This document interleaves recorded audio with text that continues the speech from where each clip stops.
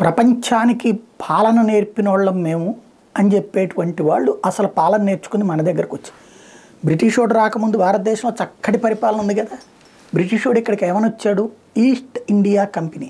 అయ్యా మీ దేశంలో చక్కగా వ్యాపారాలు చేసుకుంటున్నారు, మీ దేశం వాళ్ళు వచ్చి మా దేశాల దగ్గర కూడా అమ్ముతున్నారు, మేము మా దేశం సరుకు వచ్చి మీ దేశంలో అమ్ముకుంటామయ్యా, మీ పాలనలో ఏలుబడిలో మేము వచ్చి పని చేసుకుంటామయ్యా అని బతిన్లాడి వచ్చారు. అంటే అప్పటికి పాలన బాగుండబట్టినే కదా.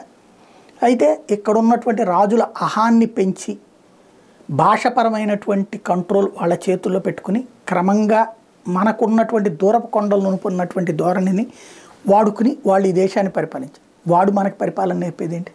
ప్రపంచంలో పరిపాలన అన్నటువంటి విధానం శతాబ్దాల క్రితమే, దశాబ్దాలు కాదు శతాబ్దాల క్రితమే తెలిసినటువంటి దేశం ఇది. అశోకుడు చెట్లు నాటించను అంటే ఏంటి? ఆ రోజుల్లోనే రోడ్ల మీదన వెళ్ళే పాదచారులకు అనుగుణమైనటువంటి నిర్ణయాలు తీసుకున్నారు. అద్భుతమైనటువంటి నిర్మాణాలు ఉన్నటువంటి దేశం. మన గురించి మంచిగా కాకుండా ఎప్పుడు చెడుగా చెప్పిన వెధవల వల్ల మన గురించి మనకు నెగిటివ్ ఉంది. కానీ అద్భుతమైనటువంటి దేశం భారతదేశం. చాణక్య నీతి అన్నటువంటిది ఎన్ని శతాబ్దాల క్రితపు లెక్కది. కాబట్టి ఆర్థిక శాస్త్రము లేకపోతే రక్షణ శాస్త్రము చాణక్యుడి నీతిని బేస్ చేసుకుని నడుస్తుందంటే కాదనడానికి ఏం లేదు. ప్రపంచంలో ఏ ఇన్సిడెంట్ జరిగినా అది మహాభారతం బేస్ చేసుకునే ఉంటుందని చెప్పడంలో అతిశయోక్తి లేదు. అట్లాంటి సాంస్కృతికమైనటువంటి భారత్ నీతులు చెప్పేటువంటి బ్రిటన్లో ఇప్పుడు తాజాగా 2 రకాలైన జబ్బులు పెరుగుతున్నాయి.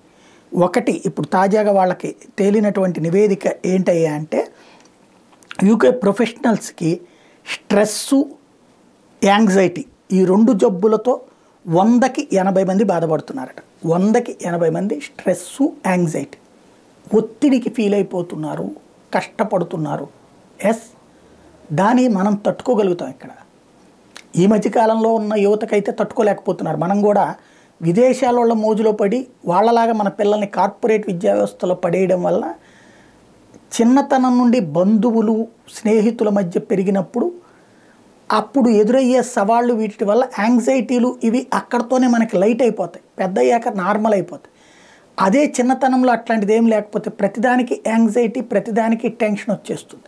ఇప్పుడు బ్రిటన్లో ఆ పరిస్థితి ఉంది. దాని మీద నివారణ చర్యలు ఏంటనే దాని మీద కసరత్తు చేస్తుంది అక్కడ వైద్య ఆరోగ్య శాఖ.